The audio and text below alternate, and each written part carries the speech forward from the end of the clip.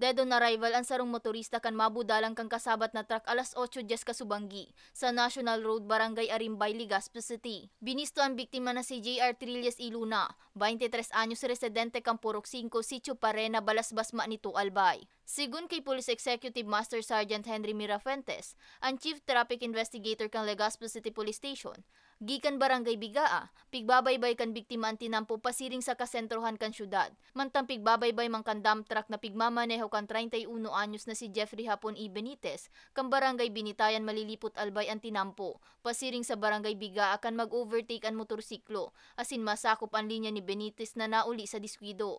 Nagsapo ning seryosong tama sa payo asin hawak ang rider na nauli sa iyang pagkagadaan.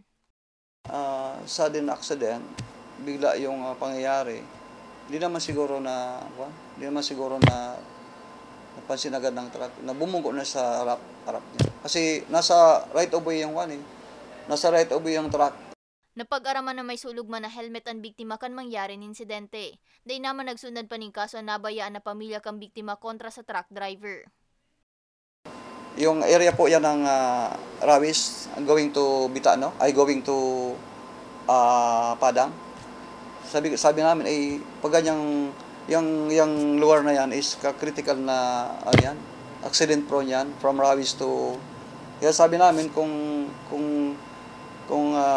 pwede sanang mag-iingat tayo diyan kasi lalo na't yung maraming sakyan na nadaan diyan. Sa presente, pigbibilaran na ang biktima sa saindang residensya. Para sa mga baretang tatak Bicol, May Arango.